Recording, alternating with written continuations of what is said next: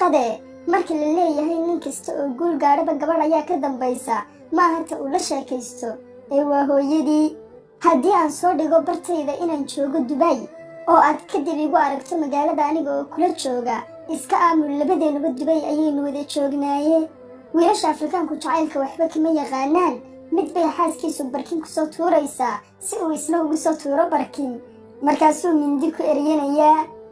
Afrika waa meesha qura ee wiil san weyne uu gabadh ku odhanayo la'aanta ma neefsan karo.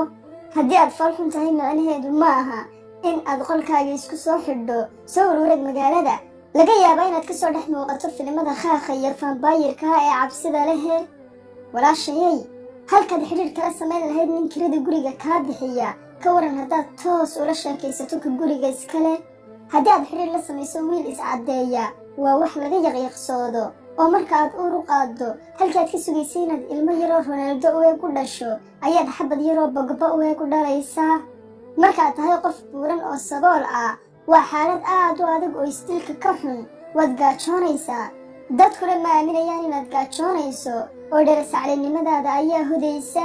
dadka kubadda daawadaa waa kuwo qosol leh. waxaad maqlaysaa mid la ciyaartay cusub ayaanu soo siisanay intaas oo milyan oo lacag ah, isaga oo wuxuu ku casheeyaba haysan. haddii aroos walba aad taagan tahay haddana aadan weli helin lamaanahaagii, waxba ma dhaantid hoolka arooska lagu dhiganayo. mid ka mida faa'iidooyinka ugu badan ee laga dheefo la kulanka saaxiibada aad in badan kala maqnaydeen waa in dharkaagii duugga ahaa ay u ekaanayaan cusayb, ileen hore kuugumay arki jirine. markii aad yareed marka lagu weydiiyo mustaqbalka maxaad doonaysaa inaad noqoto, waxaad odhan jirtay waxaan doonayaa inaan noqdo baylood diyaaradaha duuliya. iminkana waxaa qura ee diyaarad la xidhiidha ee aad samaysaa waa inaad moobilkaaga flight mode geliso oo diyaarad ku xidho. mar la weydiiyey Robert Mugabe sidee ayaynu iskuuladeenna uga dhignaa kuwo nadiif ah, waxa uu ku jawaabay inaynu xaafadaheenna iska joogno. gabadh waliba waxay leedahay 2 wiil oo ay la sheekaysato, mid waa ka ay jeceshahay, midna waa kaashiyeerkeeda ama ATM-keeda ay lacagta ka shubato. labadaas kow yahayna nin kastaaba wuu garanayaa. gabadhaad u dirto $3 ee haddana isla markiiba miskoolka kugu soo gasha, guurso waa gabadh taqaana dhaqaalaynta lacagta eh. dhibaatooyinka Afrikaanka waxaa ka mid ah haddii la yidhaahdo qofna dibadda uma soo bixi karo oo waa bandow, qof waliba waxa uu soo baxayaa balse uu soo eego inay cidi soo baxday.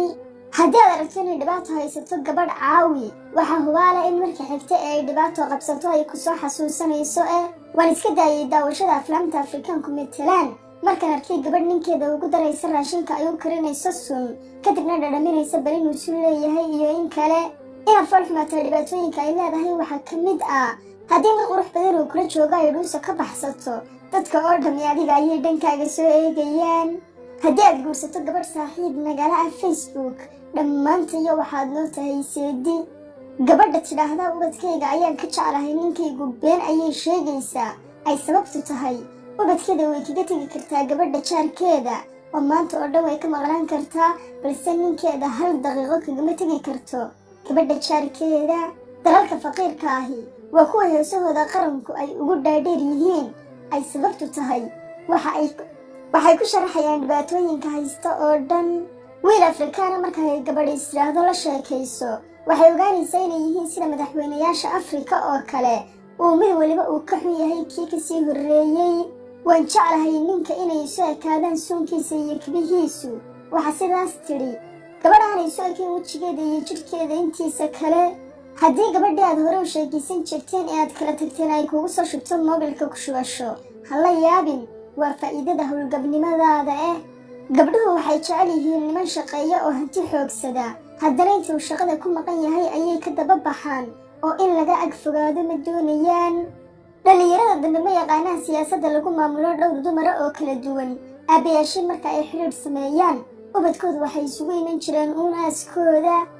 waxyaabaha aan guurka ku nacay waxaa ka mid ah markaad carruur dhasho ayaa adiga oo hurdo saqda dhexe lagu kicinayaa oo lagu odhanayaa mas ayaa guriga soo galay ee ka coodil, adiga oo xataa jiirka ka baqa.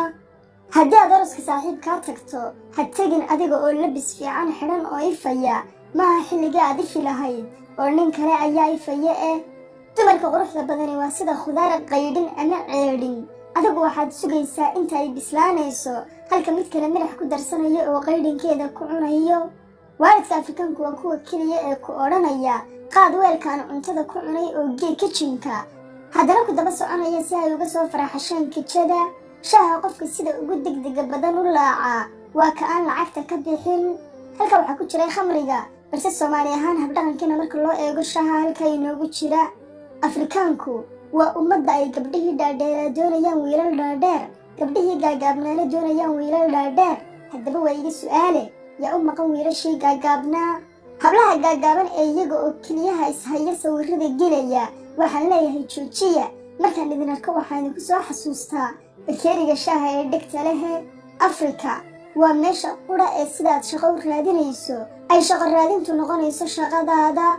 gabadha tiraahdo waan jeclahay wiilasha gadh kale, waxa aan leeyahay aaway horta sunniyahaagii iyo xirribahaagii. qof dhiirigeliye ah haddii aad weydiiso walaal sidee ayaan ku guulaystaa, waxa uu ka odhanayaa ugu horrayn naftaada hel. talo walaal xaggaan ku dhuumanayay. markay Afrikaanku lacag yeeshaan waxay caafimaad u aadaan Jarmalka, waxay lacagta dhigtaan Switzerland, waxay u dalxiis tagaan Canada, waxay ka soo adeegtaan Dubai. haddii ay dhintaanna waxay doonayaan in lagu aaso dhulkoodii hooyo. Afrika ma qubuuraa markaa? qof ayaa inta uu tahriibo maalmo kadib ku soo wacaya oo ku odhanaya ka warran dalkii iyo degaankii oo kaalay ma anigaa markii horeba kaa kaxeeyey dalkaaga.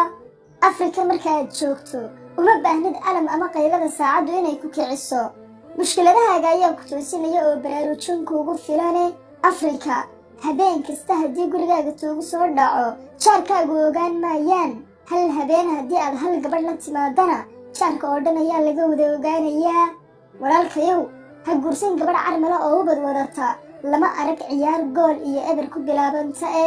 Afrika waa meesha keliya ee inta aad wax barato oo aad qalin jabiso aad bilaa shaqada ahaanayso ilaa aad ka ilaaweyso kooraskii aad baratayba. gabadh yahay wiilkaad la sheekaysataa waxa uu haystaa mobil Huawei ah, charger Zamzam ah iyo earphone Nokia ah, markaasaad maraynaysaa inaanu ku khiyaamayn. waxaan ku nacay filimada Afrikaanka ah, waxay ku soo qorayaan shaashadda 5 iyo 30 sano ayaa ka soo wareegtay, haddana eyga ku xidhan bannaanku intii ayuu la egyahay oo halkii ayuu ku xidhan yahay. mar la weydiiyey goormaad macasalaameynaysaa shacabka Zimbabwe iyada oo looga jeedo goormaad xilka ka degaysaa, waxa uu ku jawaabay waxagay aadayaan shacabka Zimbabwe. inaas ayaynu kaga baxaynaa kaftanka iyo qosolka Robert Mugabe. waxaana uu ahaa kaftan kooban oo maanta aynu ku soo dhex tuurnay, balse ka tarjumi maayo inaynu mustaqbalkeena dambe sidaasii ahaanayno. dajiisa Facebookga linkigiisa la descriptionka waaniga idin dhigay. wassalaamu calaykum.